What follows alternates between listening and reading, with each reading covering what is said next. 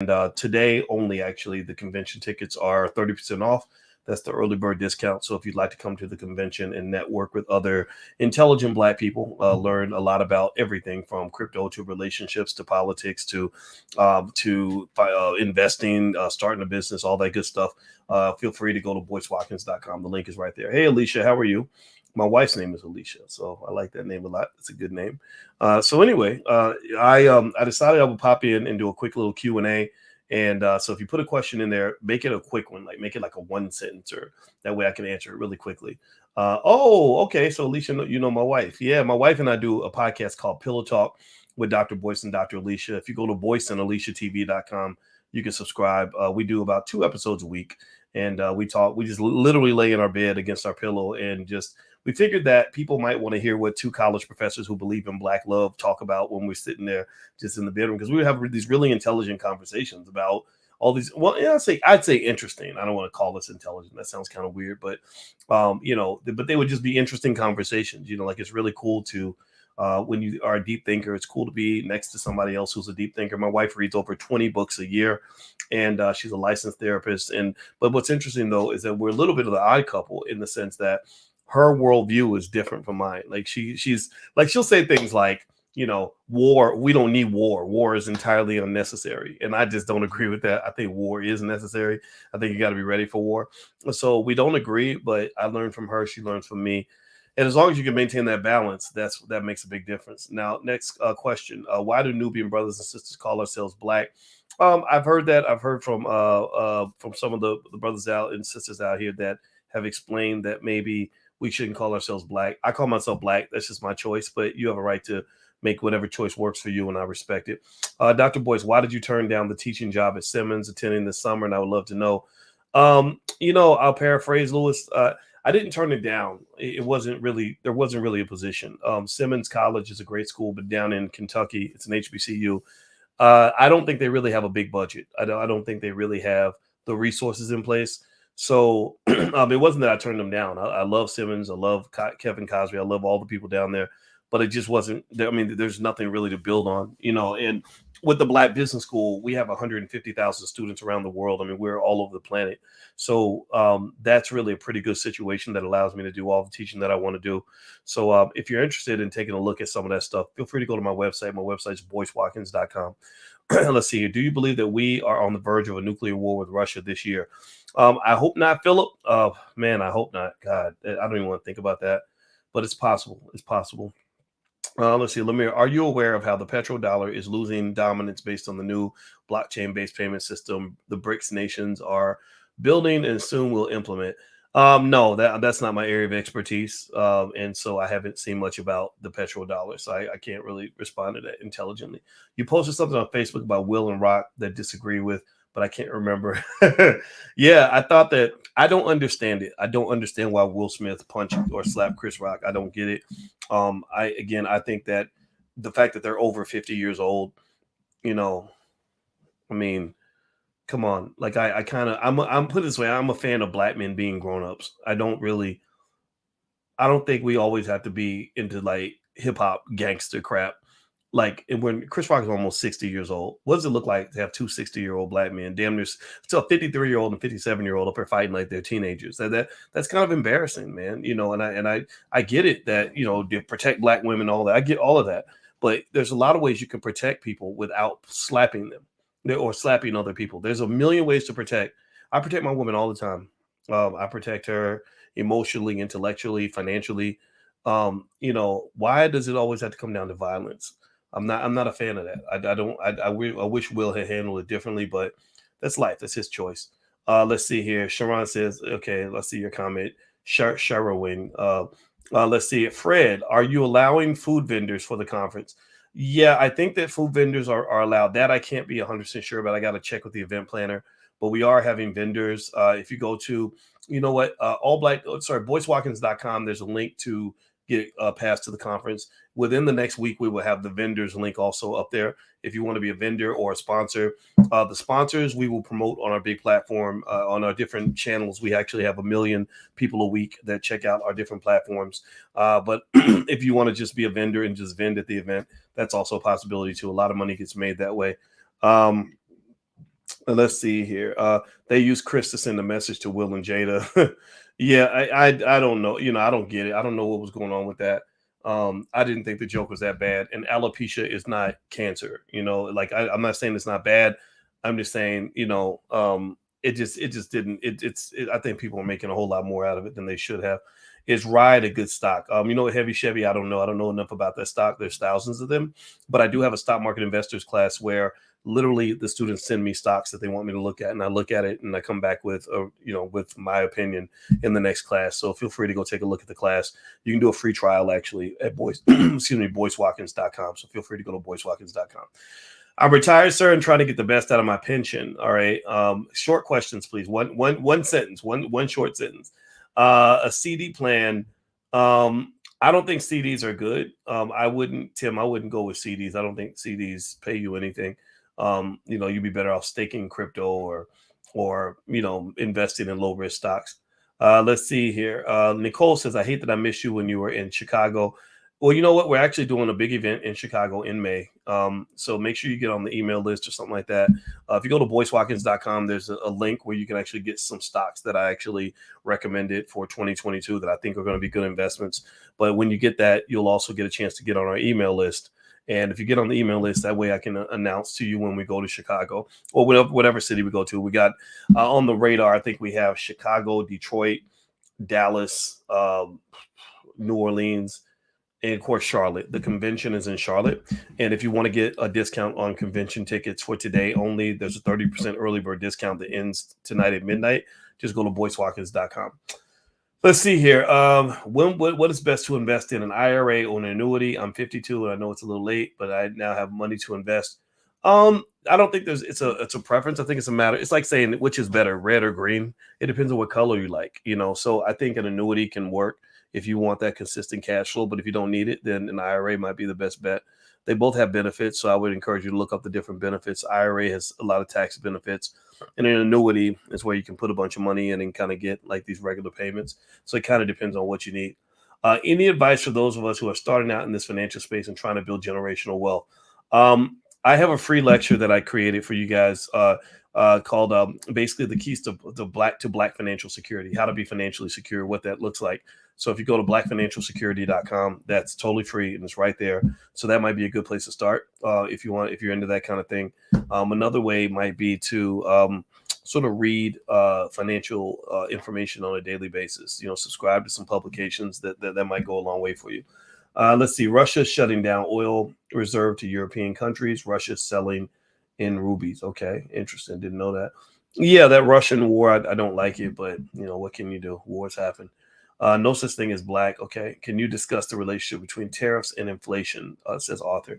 Well, a tariff against another country, like if you say all the goods coming from that country are going to have a 20% price increase or 10% price increase, you're going to cause inflation for that particular country's goods, maybe even for that commodity. So that's the link. Basically, tariff is sort of artificial inflation invoked to make a point to the other country. Let's see here. What are some ways to establish credit for teenagers?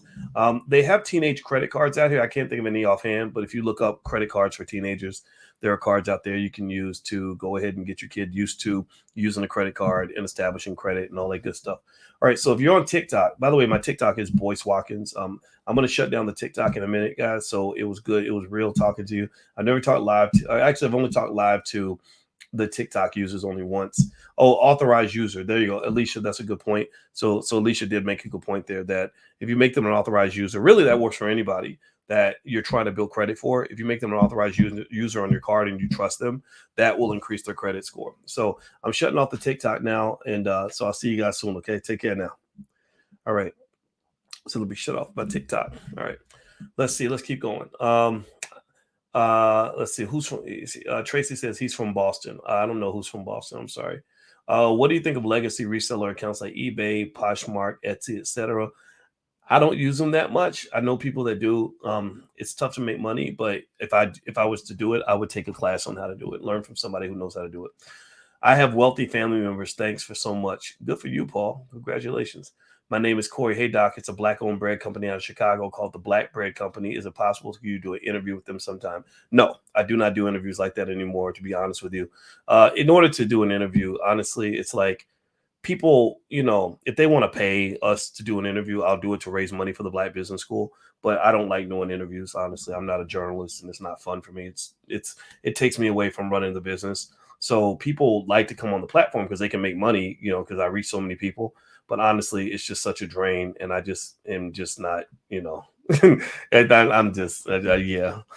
But anyway, am I coming to Boston, Tracy? I want to go to Boston. I love Boston. I haven't been.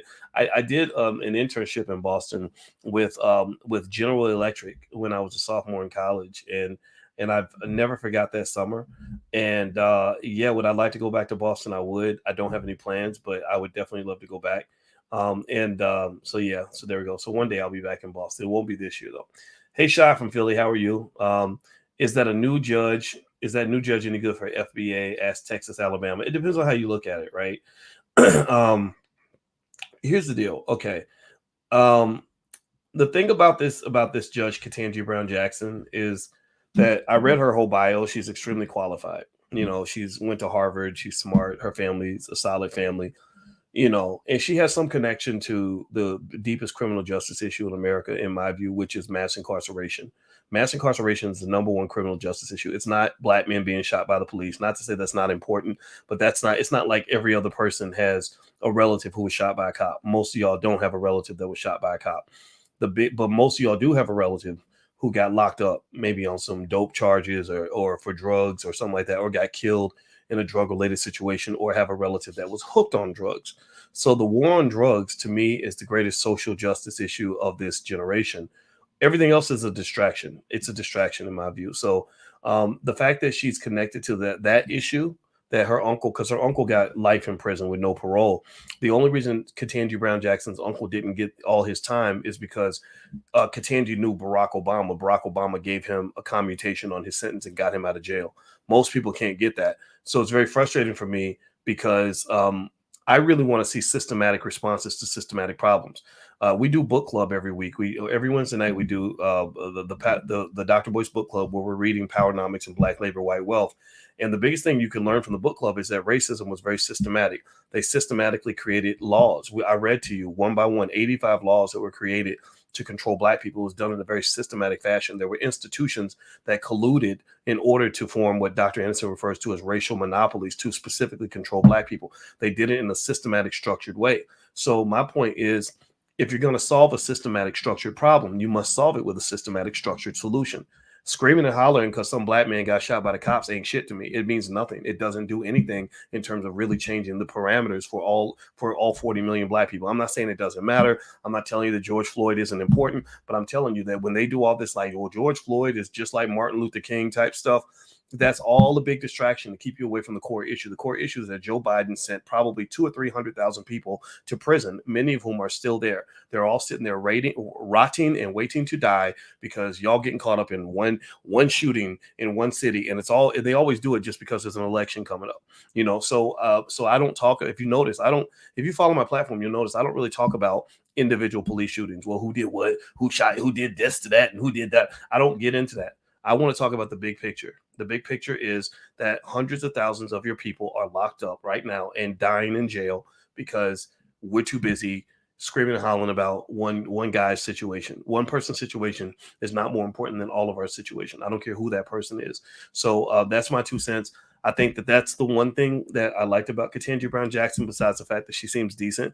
But there's also the obvious of the fact that you've never had a Supreme Court justice in history ever married to a Black person.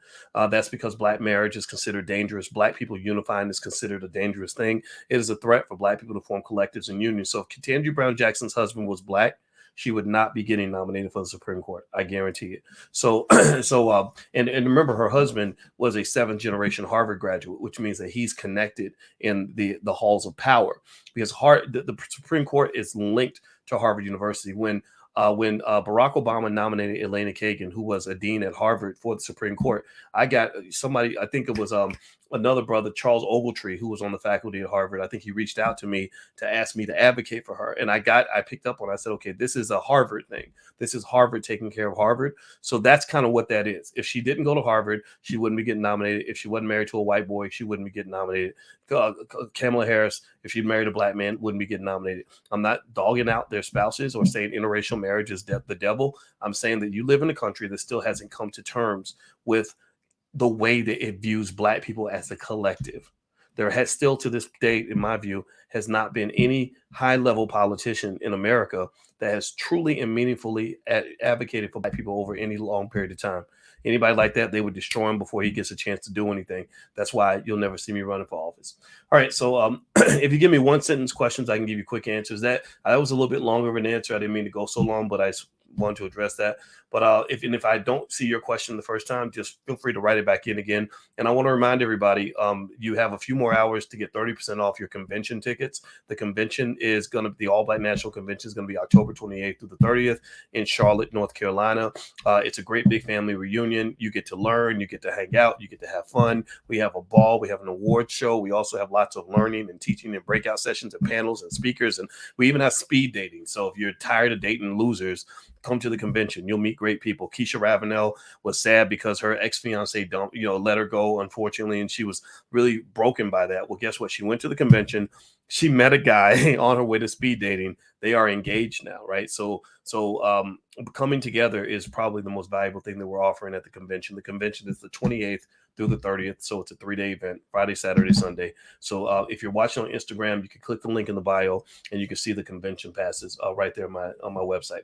All right. So why don't I have a streaming platform? But because this is the best I want to do. I don't feel like building a whole nother platform. It costs too much money. We spent $100,000 trying to build a social media platform and it did not work because the engineers could not get it to do what it needed to do. So we lost $100,000 trying to do that. But believe me, we did try. I'm not trying anymore. What do you think of black police officers? Some are good, some are bad. My dad was a cop. I have friends that are cops that are good people. One outcry, the people that the media will never talk to you about is that in the 2020 election, when they had all those protests and people were throwing bricks through windows and acting a fool or whatever, a lot of black cops quit. A lot of black cops were telling me that they can't get black people to stay on the force or want to join the force because they don't want to be seen as racist. They're like, this is not fair, but I don't want to be seen as a bad person when I'm trying to help my community. So a lot of black people are not applying for the job. So you're worse off now than you were before all those protests. Those protests were the biggest orchestration I've ever seen in my life. It was the biggest manipulation, biggest mindfuck I've ever seen ever, because literally it all went away right after the election. They did that because they know black people are easily triggered. They know that we're so emotional and they just threw it all out there to get you all to make sure you voted. Now, as soon as you voted, all of it kind of toned down. They're like, okay, the election's over. Let's get back to business now. So, I feel sorry for you if you fell for that. But just believe me, the crime waves that are happening now, all this other stuff that's going on in different cities. LA's having a major crime wave. San Francisco's having a crime wave. My hometown of Louisville's having more murders than they've ever had because the cops quit. A lot of good cops that were like, damn, I'm just trying to do my job.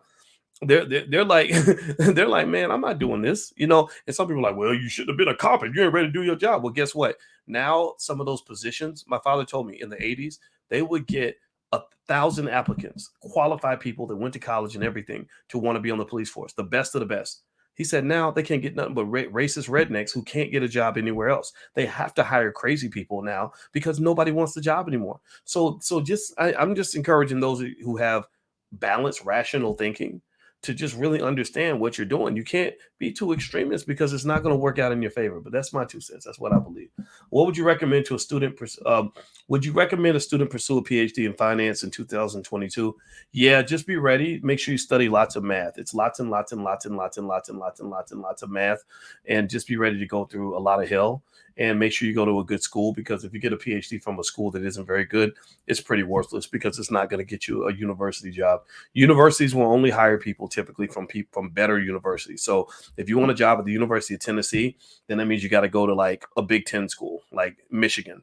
If you want to get a job in Michigan, that means you got to go to an Ivy League like Harvard or Yale. But if you go to like, Middle Tennessee State University and get a PhD, most universities won't hire you. And that's just the honest God truth. All right, so let me see here. Next, Lamb investments. I'm invested in crypto. What would you recommend for me as a newbie? Asked Tracy. I would go and check out maybe something like eToro or something where you could just follow what the experts are doing. Also, I think quality matters. So I am a big believer in like crypto and, or excuse me, Bitcoin and Ethereum. I stay at the top when it comes to stocks and crypto. How much would you add to your stocks per day? It depends out on how fast you want to grow your money. I know people that invest 70% of their income. I do. I mean, I invest most of my money. I don't spend a lot of my money. Most of my money I'm putting into my business, putting into my real estate, putting into stocks. I don't need any more clothes. I don't need like a nicer car. My wife and I drive nice cars.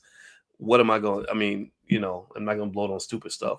Maybe experiences, like I like to travel and stuff, but that's pretty much it. How does not voting advance long-term Black prospects? Well, what it does, I'm not telling you not to vote. I never tell anybody not to vote, but I am going to say, my opinion is that if I'm voting, I need to know what I'm voting for. And if I'm getting nothing for my vote, I'm not going to do it. And voting consistently has done almost nothing for Black people. You do it because they tell you to do it, because you're sort of you're trained to do what you're told.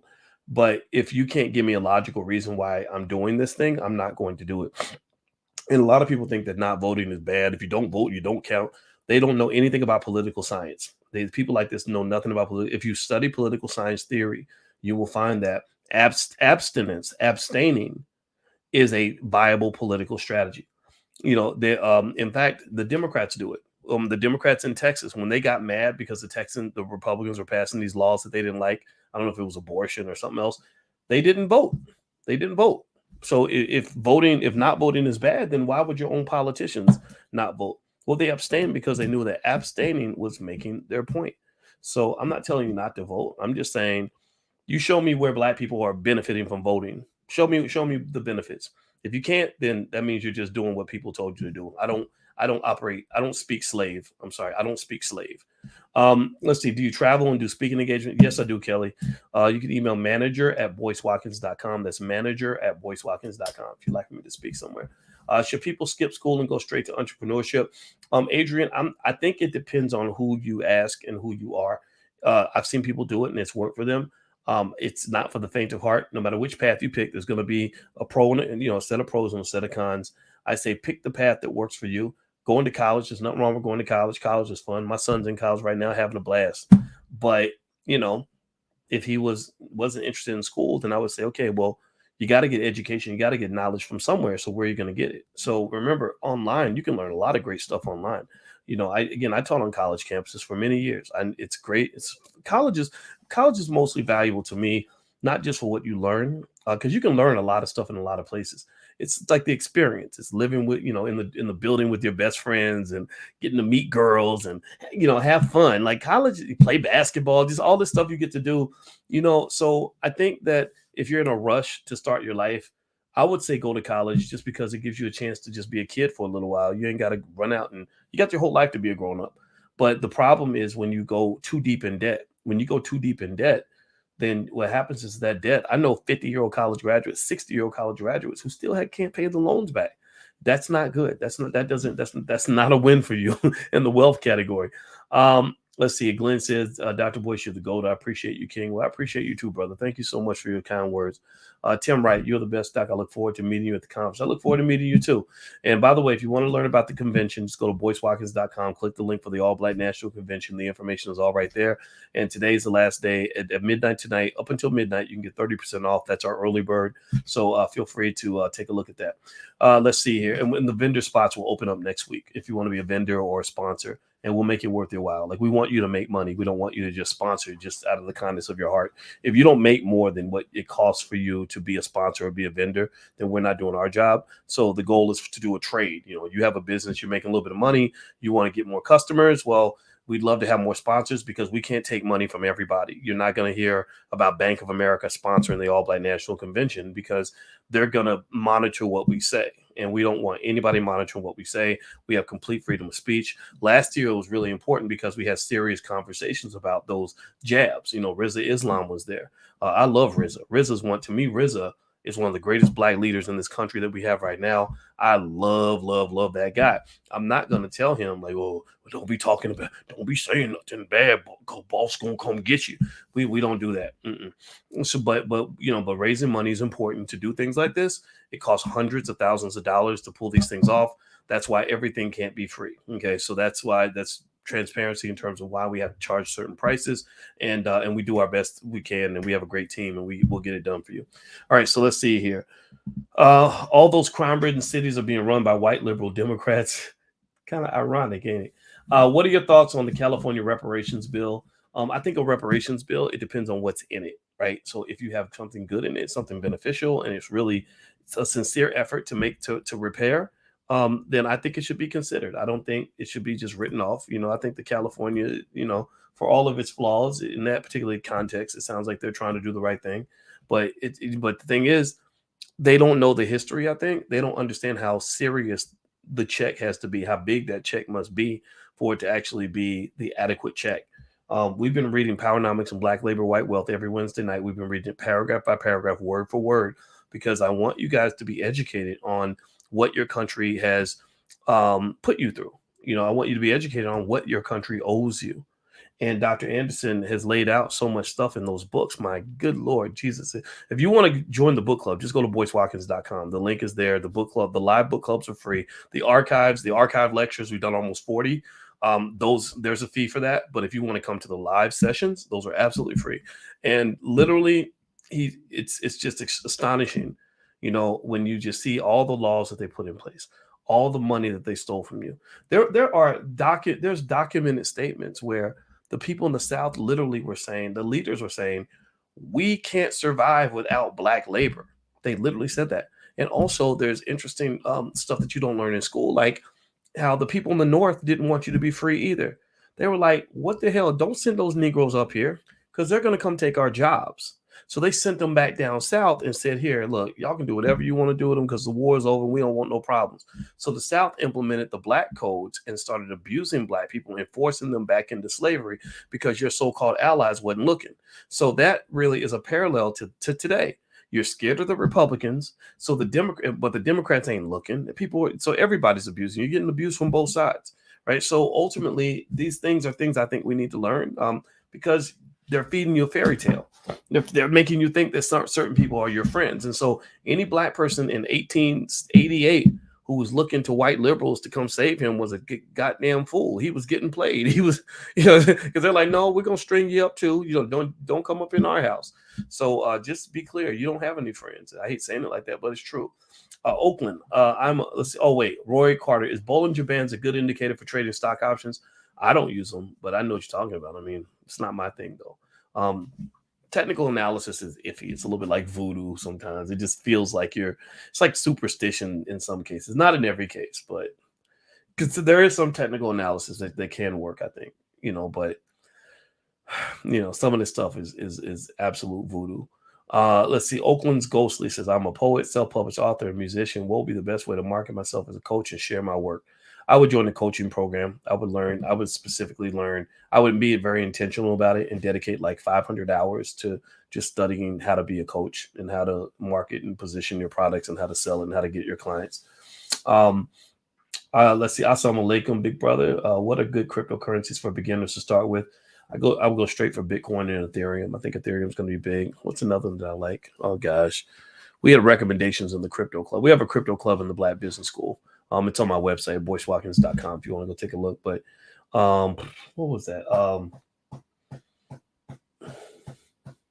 Polkadot. There was Polkadot and Cardano. Those are a couple others that I really like too. Polkadot and Cardano.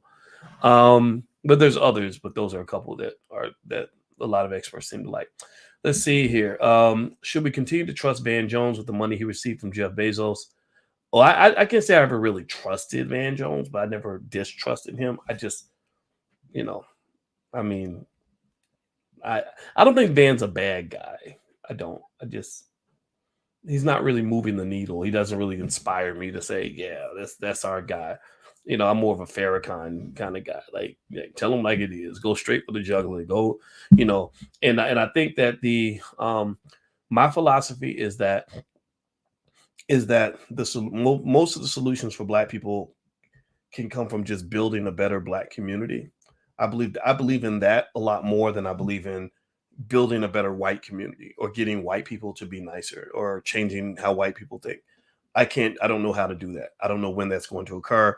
I feel like that's out of my hands, right? So it's like it's a mindset, it's like, when I was a little kid and I used to get real frustrated because I would need a ride. You need a ride and your mama won't give you a ride and you want to go to your friend's house.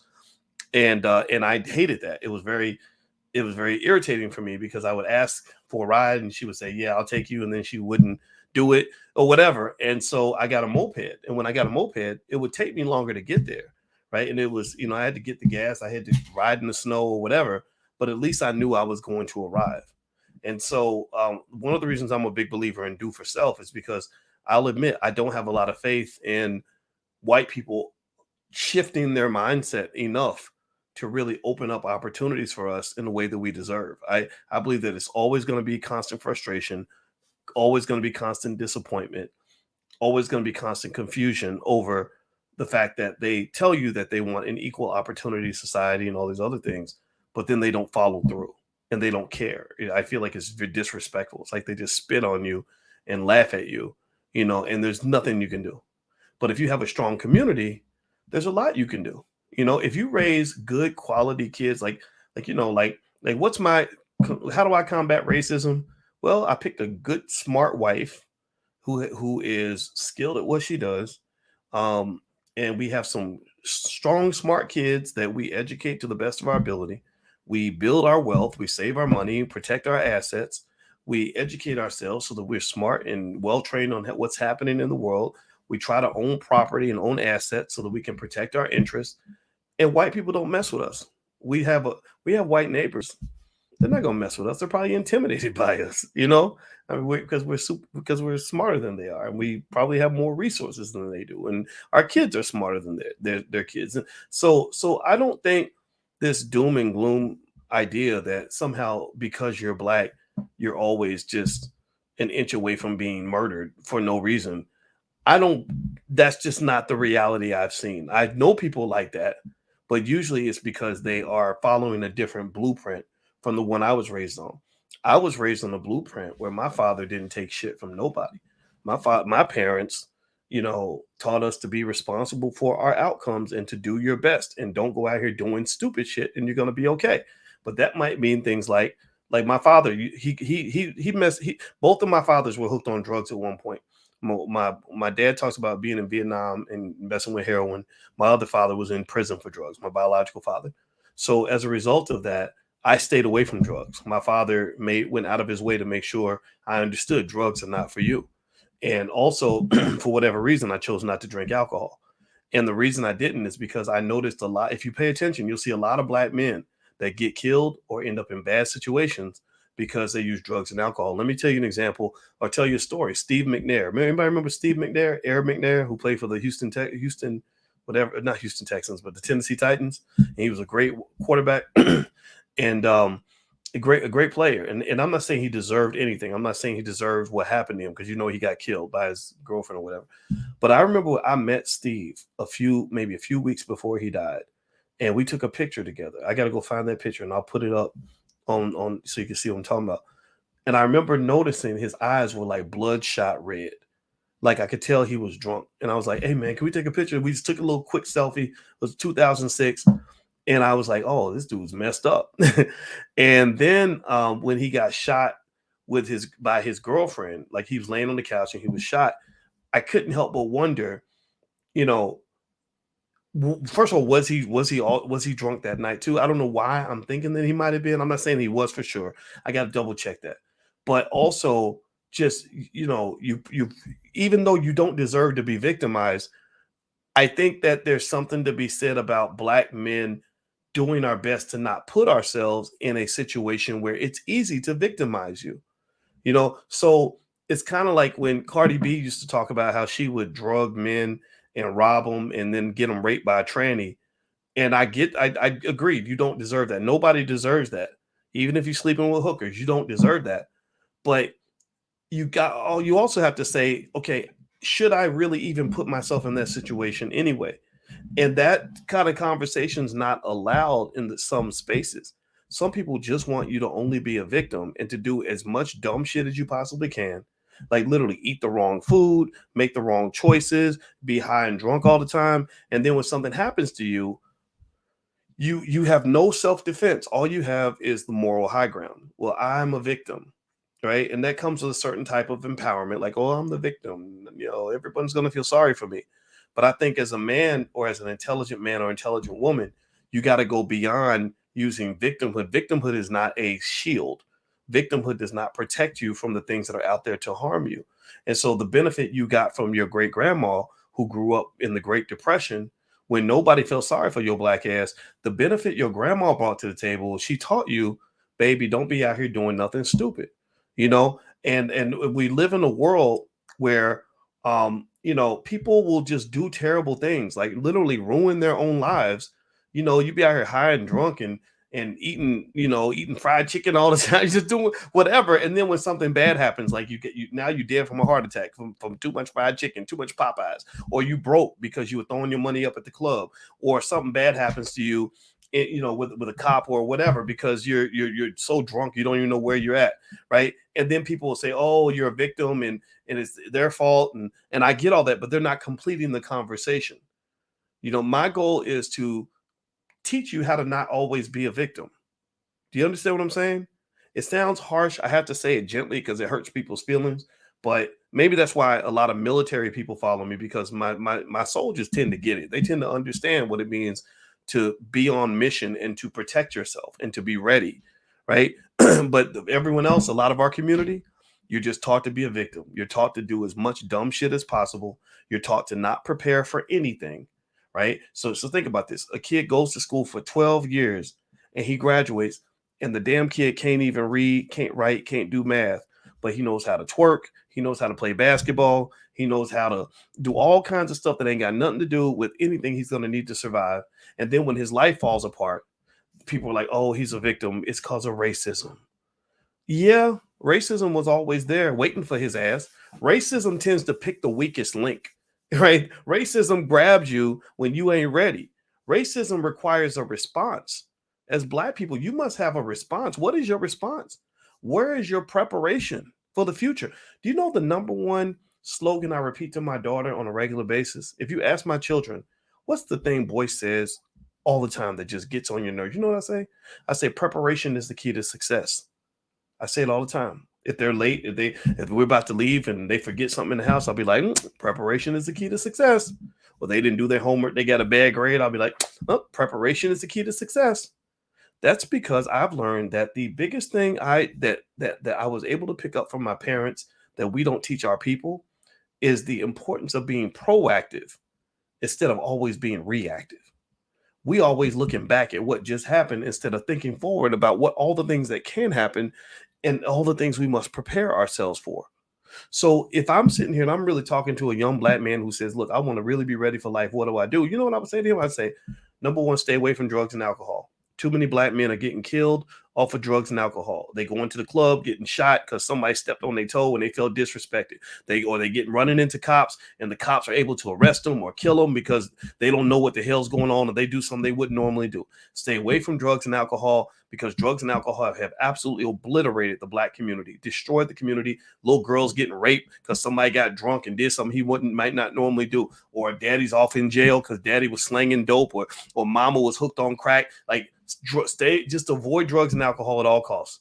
Number two, I would say educate yourself. The more information you take in, the more prepared you are to deal with situations, because smart people have solutions. People who have no information don't know what to do, right? So taking as much information as you can, learn reading, writing, math. You learn how to write so you can communicate your ideas effectively. Learn how to do math so you can count your damn money, so you can go out here and get money and know how to count it. When somebody says you're going to get 20% of the deal, you know what 20% of the deal is. You say, okay, 20% of $1,000, that means I get $200. Okay, got it.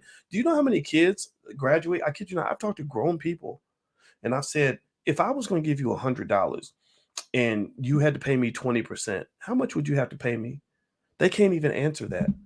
They can't answer. So you got to ask yourself, what are our kids doing? What are they doing in school? other than learning pronouns and how to pee in the girl's bathroom and that a boy can get pregnant and all this other nonsense. Seriously, I mean, what are they? What the hell is happening here?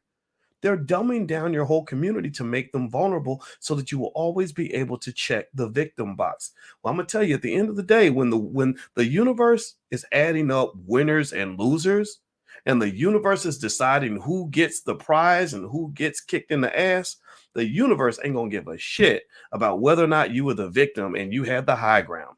They're gonna look and say, you lost, you won, you get the territory, you get the land, you get the women, you get the assets. Oh, you get to be a slave, but yeah, you get to feel good that you can point the finger at somebody else. I'm not trying to be no loser, man. I don't want to be a loser, and I don't want you to be a loser. So you got to get out of that mindset, man. Like, let that crap go. These people are not your friends. So anyway, y'all know, y'all got me triggered. But this is the type of shit I think about all the time. I've always practiced. Like, stop feeling sorry for yourself. No, it wasn't fair. But stop running around hollering about how it ain't fair. Life ain't fair. Ain't no such thing as fair. Ain't no such thing as fair. Stop believing in, that's not equality, or that was wrong. That was racism. That's not fair. Yeah, life ain't fair. The white man did not take over America by playing fair. Because their enemies were not playing fair. When Paul Revere and all them had the American Revolution, you think the British were playing fair? You think the Germans were playing fair when they were fighting with the French and the Russians?